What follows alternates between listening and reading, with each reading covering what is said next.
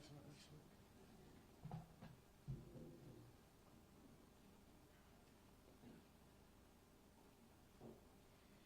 All right, good morning, everyone, and thank you so much for coming out.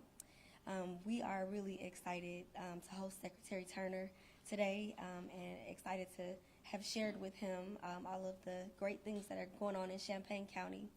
And so with that, I want to introduce the Assistant Secretary, Mr. Benjamin Hobbs, to come up and say a few words. Awesome. Thank you, Executive Director Walton.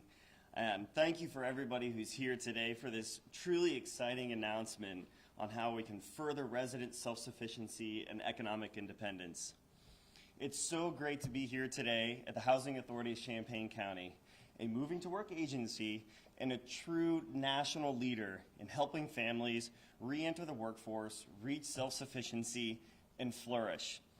Because of their MTW designation, Champaign County has paired supportive services with a 15-hour per person or a 30-hour per household work requirement each week. The results of this work requirement and their supportive services are truly incredible. Since 2014, Champaign County public housing residents have watched their average household incomes rise by 96%. And even better than that, since 2014, nearly 1,100 families have left HUD assistance and transitioned to full self-sufficiency. Last year, 76 more families joined those ranks in that amazing milestone. So because of the regulatory flexibilities granted through the Moving to Work program, the residents of Champaign County are truly leading more empowered lives and reaching their full potential. This housing authority is proof that work requirements work. But I'm also here to say that they're not the only ones. Across the country, 34 other moving to work agencies and 2 tribes have combined supportive services with a work requirement or a time limit to put their residents on the path to self-sufficiency. Places such as the state of Delaware, Charlotte, North Carolina, San Bernardino, California, Greenville, South Carolina, Atlanta, Georgia, and even the Choctaw Nation in Oklahoma, and so many more across the country. I have personally spoken to, visited, and we've received many life-changing testimonials from all the residents in these communities. And the theme every single time in these testimonials is the life-changing dignity of a paycheck over a welfare check. One of my favorite stories is actually from a single mom in California who was receiving a Section 8 voucher when her agency informed her that there was a 5-year limit on her assistance. She'll be the first one to tell you that it wasn't easy, but that time limit, combined with the supportive services provided, gave her and held her accountable for her goals and provided her the support she needed to reach self-sufficiency. Fast forward to today, she has risen to be the deputy director of her housing authority and is now mentoring her residents on their own paths to self-sufficiency. We at HUD, we believe that all assisted families should have this same level of support and accountability to help them on their own paths to self-sufficiency. So we had to ask ourselves at HUD, how can we expand the MTW flexibilities for more mission-minded housing authorities and owners to implement these same successful programs? How can we enable other housing authorities to follow the lead of the Housing Authority of Champaign to help share with their residents the dignity of a paycheck? So without further ado, it's my pleasure to introduce Secretary Scott Turner to share our transformative announcement today. Well, good afternoon, everyone. It's always a great joy for me to be back in Champaign, Illinois. As many of you know, I went to this very prestigious university, and for my wife and I, this is where it all started. We just celebrated our 30-year wedding anniversary and a couple weeks ago, so I thank the Lord for that. And so Champaign and this university have been a tremendous blessing in my life. And so I'm happy to be back. Miss Executive Director, you and your team are doing a tremendous job. So greetings to all of you who are here. Y'all, I'm reminded of a scripture in the Gospel of Matthew where Jesus said this. He said, you can recognize a tree by its fruit. And the fruit of work requirements and time limits is self-sufficiency. And I know this because I just had the joy of hearing how Champagne's programs, as being alluded to, have helped so many individuals achieve self-sufficiency. And so I'm excited for you to hear from them here very soon. And today HUD is proposing a new rule to give all PHAs and owners the flexibility to pursue these winning solutions. Our goal at HUD, as President Reagan once said, is to reduce dependency and upgrade the dignity of vulnerable Americans. To reduce dependency and upgrade the dignity of vulnerable Americans. That's our heart and that's our goal. HUD's proposal means that participants can enact work requirements of up to 40 hours per week, time limits of 2 years or more for able-bodied adults or both. You know, the scripture says that in all toil there is profit. And, you know, we're not supposed to add or take away anything from the word, but as I was thinking about this, it made me think in all labor, in all work, in all toil, there is indeed purpose. And purpose brings meaning. Purpose brings motivation. We want the people of America to live purpose-driven lives, to have dignity, to restore pride in work. And sadly, those are the joys of the current system that we're under, robbed from many Americans by incentivizing unemployment. The exact opposite. We need a massive change in our country. And here's why. Almost half of non-elderly, able-bodied assisted households did not have a single person working in 2024. I'm going to say it again. Almost half, almost 50% of non-elderly, able-bodied, assisted households did not have one person, not one single person, working in 2024 in America. In the last 16 years, the average length of stay across our major rental programs has increased from 5 to 6 years to now almost 8 to 9 years. The average stay in rental assisted programs. I met a lady in Atlantic City Housing Authority that had been there for 3 generations, her and her family, her mother, her, and now her children. And that is not what it's meant to be. 5 or 6 years and now 8 to 9 years. The picture gets a lot bleaker when you zoom in a little bit more. Half of able-bodied Section 8 voucher recipients, for example, will spend more than 15 years in subsidized housing. 50% spend 15 years in subsidized housing. That's longer than it took to carve out Mount Rushmore, by the way. And it's also double the amount of time that it took us to win our independence in our country. We're not doing the most vulnerable people in our country any favors when we let them just wither in public housing for decades. We're talking about able-bodied, able-minded people. It might feel loving to some people, to some bureaucrats, but enablement that destroys lives is not loving. Enablement that destroys lives is not loving. We want to have compassionate common sense. Work requirements and time limits are not punishment. And I don't want you to view them this way. They're not punishment. They're some of the best ways to restore dignity and the opportunity. Earning a paycheck is empowering. Getting a welfare check is not. To earn a paycheck empowers us, no matter how big or small the check is. But to get a welfare check is not empowering us, and so that's what we want to change for our precious citizens. We're estimating that this proposal could mean that Americans that we support could take home up to $51 million in increased income across our country. Let that sink in. But it's not just about the money. Work requirements and time limits enrich lives by improving life expectancy, quality of life and general well-being. So it's not just about earning the money. It's about life expectancy, the quality of life for people, and general well-being. And I want to emphasize that this new rule will only apply to able-bodied adults who are able and capable of work. HUD's not kicking out senior citizens. We're not kicking kids out into the streets, in spite of what some of the critics may say, and you're hearing it from me. We're not kicking out senior citizens, and we're not kicking kids out into the streets. In fact, work requirements and time limits will help make more room for Americans who desperately need our help, people who actually need the help. This will make more room for them. As it stands right now, HUD only serves 1 out of 4 eligible families.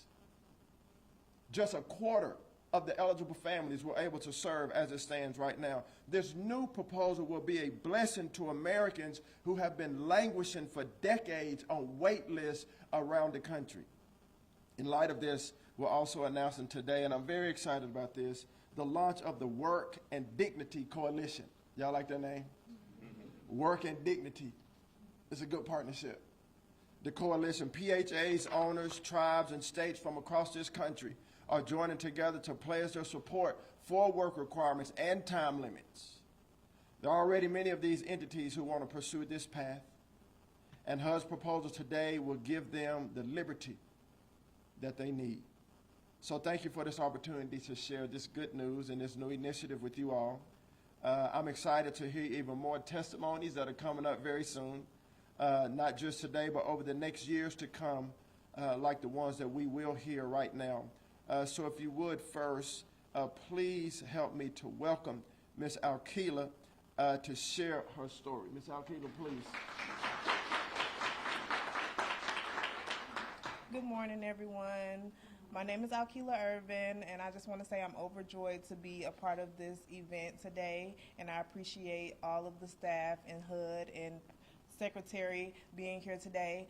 I want to talk about how when I first got onto the program in 2016, I didn't have a clue what I was doing. I just knew a voucher and a house, and I could go anywhere I wanted to go.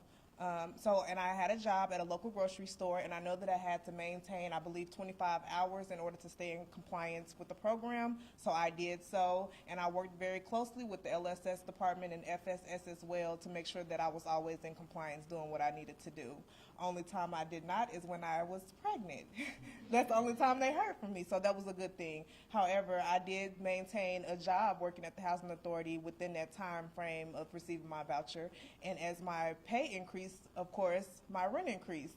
So they helped me become very self-sufficient in this program with the resources that they provided to me as well, and I shared that with people, participants on the program, anything that I can, and I also have became a homeowner in 2024 as well because and I couldn't have done that without the Housing Authority of Champaign County. They led me and gave me those pathways to become a homeowner, and I'm forever grateful for them. So good. Thank you. Thank you.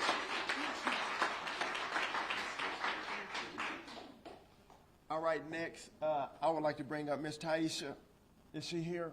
No? Okay, well, that's all. We'll circle back. Okay, how about Chandra? Yes, ma'am, please come. How you doing? Good, how are you? Excellent. Hello, good morning, everyone. My name is Chandra Johnson, and like they said, I am a participant of the Move to Work program along with the Shift program. And I have to say, when I first started in the program in, I want to say 21, I was working at a hotel trying to figure out what I was going to do with my life as well. I had a young son and a teenage daughter.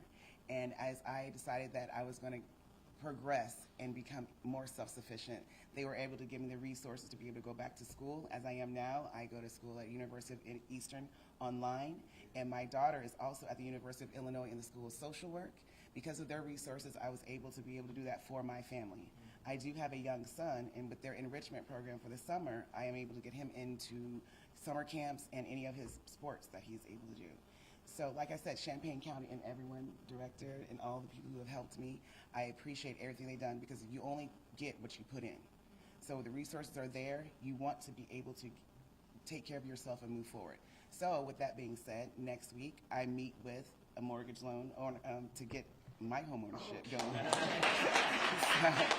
And thank you. Thank you. And that's what the purpose of this is, to be self-sufficient, not to make this a long life standing for yourself. So I do appreciate everything that everyone's provided for me, and I hope that I have given you what the purpose of this program has done. And thank you for all being here today. Thank you.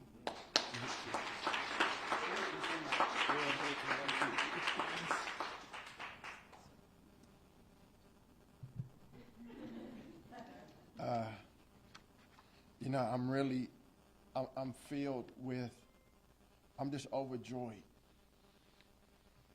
One of my mentors, Pastor Tim Johnson, who played in the NFL with me, he was a few years older than me, and he really mentored me and discipled me as a young NFL player, a young husband and professional. And he said, if you change your life, you change a generation. And these are generational changes that we're hearing today, lives that have been changed. Chandra says she has a young son. Just think about how proud he is of you. And Alkila, how proud your children are of you. And she said, what you put into it, you're going to get out. Can I get a witness from anybody? Very inspirational. Thank you, ladies, for sharing your testimony. We're having a lot of conversations at HUD with housing authorities all over our country of the importance of work requirements and this idea of time limits. There's a lot of interest coming from PHAs who have not historically been able to do this and who want to do it. So at some time, I'd like to welcome up, and not sometime, right now, I'd like to welcome up one of those executive directors that are here to share a few words with us. So please help me in welcoming Ms. Jacqueline Vinson, who's the executive director of the Vermilion Housing Authority. Ms. Jacqueline, please. Good morning. It's a pleasure to be with you all this morning. I'm extremely grateful for the leadership of Secretary Turner and Assistant Secretary Hobbs of HUD and their leadership in this proposed ruling. We look to our neighbors here in Champaign County and the successes you have had with your families and your participants. And we would like to allow this opportunity in Vermilion County as well. We look forward to helping empower our families to move forward towards self-sufficiency, build opportunities with our local resources and our local partners to help make successes similar to what you've had here demonstrated in Champaign County. And it's really the openness of the HUD team to be able to allow housing authorities to come to the table to help talk about the proposed ruling and then allow flexibilities for these work requirements in effort and attempt to give our families dignity, to provide opportunities for upward social mobility, and economic self-sufficiency. And so we're happy to be at the table here. We're honored to be here with this group today. Thank you, sir. Well, thank you, Director Vinson, and we look forward to working with you in the days ahead. Y'all, I did announce earlier that HUD is launching the Work and Dignity Coalition right here in Champaign. And so I'm honored to announce that Champaign and Vermilion agreed. Y'all did agree? No, they did. They agreed to be the first two PHAs to join our Work and Dignity Coalition. So let's give them a hand for agreeing. Yes. And I will tell you, with these two young ladies and their heart and their passion for people, their passion to see people become self-sufficient, I'm so grateful that they have agreed to be the first two to come together and to form our Work and Dignity Coalition. Because as you know, when your leaders are strong, your team is strong. And so, ladies, I'm very proud of you. And I thank you for stepping up, because as we've seen and heard just these two testimonies, I believe that there will be so many more in the days and the years to come through this great coalition. So Director Walton and Director Vinson, please join me so that we can make this official. All right. Y'all ready?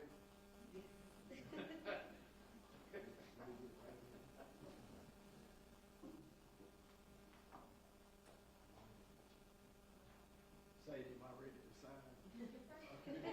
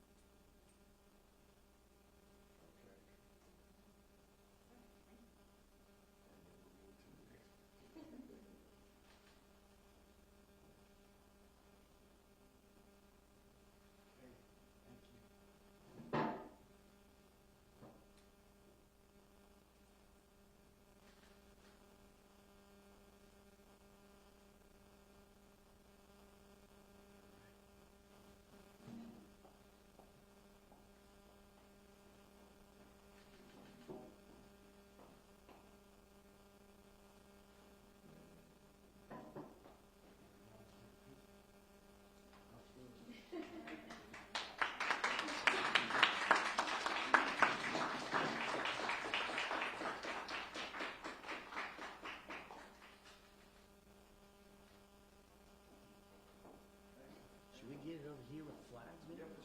Yeah. Very exciting.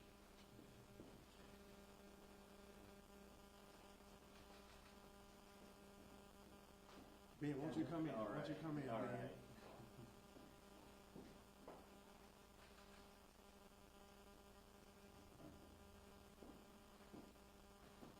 Y'all, let's give him a hand right quick. Okay, ladies. Thank you. Thank you. Thank you. Okay, appreciate you. Y'all, I wanted to, and thank you everyone for being here. Thank you for all of the work that you've put forward, and thank you for our friends from the media for covering this, as we are very excited about this and the work that could be done and will be done in the days ahead. And I want to also thank Ben Hobbs, who is my partner, and he leads our public and Indian housing program at HUD. We are not only dear friends and colleagues, and we've known each other for quite some time, but he and his team have put a lot of work and heart and passion into this, as you can see. And so I just wanted to let you know, Ben, how proud I am of you, and thank you for your work. It's a tremendous job. I know there's a lot to do. But one thing, we understand our mission at HUD, and we will fulfill it on a daily basis. So thank you for all of our community partners for what you are doing. I think now we're going to take some questions, Sadie. Okay, do you want the ladies to stay? Are they good to sit down, Sadie? They all right? Yeah, whatever you want. Yes, ladies, thank y'all. Hey, y'all, let's give a shout to Chandra and Kelly. Okay. Hey, Chandra and Kelly, y'all come on, take a picture. Yeah, I'm real proud of y'all. Sadie, can we take a picture with these two ladies? Okay, y'all come on.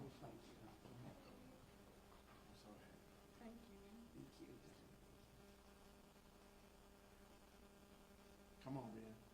All right. All right. Here we are.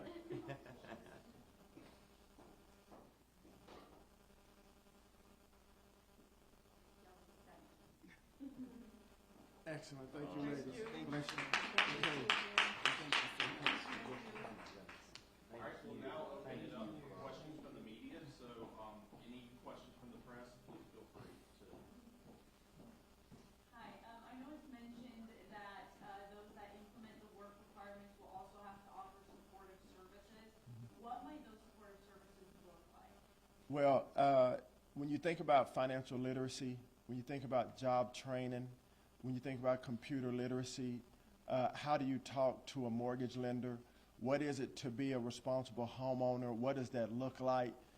When you think about the youth programs, you know, and how do we get the next generation of youth back involved in working and financial literacy, and all of these things working together help to not only just build family formation and self-sufficiency, but also to start to create generational wealth for families.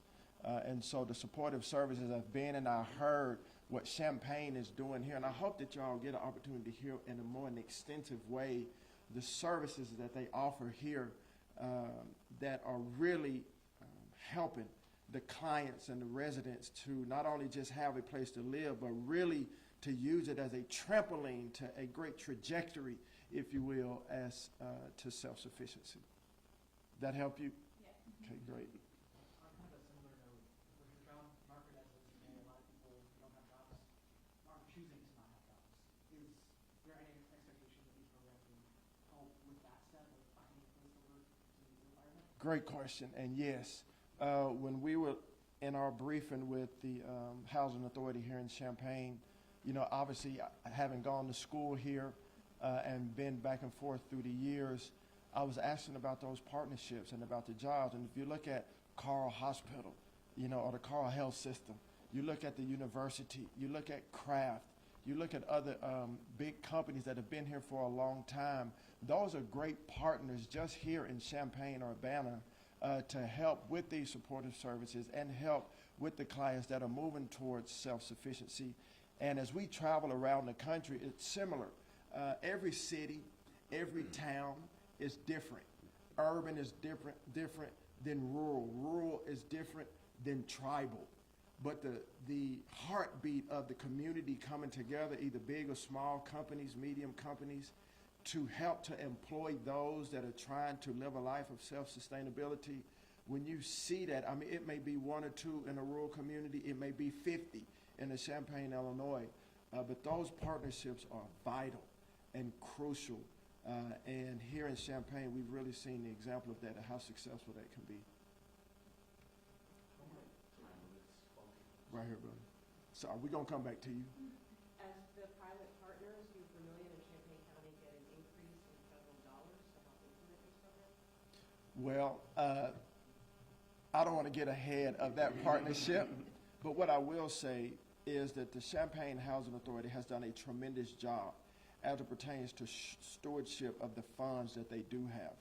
And so this partnership, when they come together, will be very beneficial, I would say, for all of those that are involved. Okay.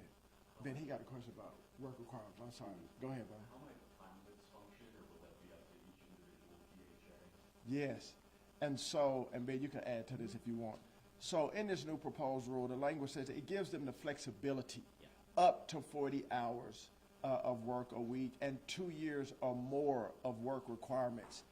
For instance, here in Champaign, because they are moved to work entity, they have those time limits and work requirements already. But the beauty of what Assistant Secretary Hobbs and his team have done is to provide real flexibility, because every public housing authority, obviously, they have commonality, but they're different. Their clients are different. Some are urban, some are tribal, some are rural. The environment, if you will, work environment, school, and all those things are different. And so that's why we want to give flexibility as it pertains to those time limits. Does that make it clear for you? You want to add anything to that? I really don't have a whole lot to add. You said it right. I mean, maybe the one interesting thing about this that it will allow housing authorities and communities to do is to connect their programs with other welfare programs, align those time limits or align those work requirements, like with temporary assistance for needy families or the new SNAP work requirements in the One Big Beautiful Bill. So, Excellent. Does that help you, brother? Yeah, and just one more question, I guess. How does that compare to the, pre-existing rule right now? As far as the flexibility? Yeah. Are these currently things that they're not allowed to have flexibility to add in their individual authorities? Yes, and that's one reason why Ben and his team, really this has been a labor over the past several years of finding that language to give that flexibility. Because one thing that we want to do is, and this is kind of a paradigm shift, is to restore that flexibility and that control back to the localities. Because in Washington, we don't want to be a top-heavy, bureaucratic, like micromanager, so you have to do it this way. And so one of the beauties of this is just the pliability, if you will, to add that flexibility back to the localities. And so that's what we're aiming for. I know you've mentioned several times this is a proposed rule. What's the checklist, the timeline for this to be official? Yes, and thank you for asking. So this is a new proposed rule, and so now it has to go out for public comment, and our Office of Public and Indian Housing will receive these comments, respond to these comments, and then come up with the appropriate effective permanent date for this rule to go out. And so it is a process, but that's what it's for. It's to allow people to give comment, to hear from the constituency, to answer them, and then to move forward with the rule. You're welcome. Any additional questions? Thank you so much. Hey, thank y'all. Appreciate you.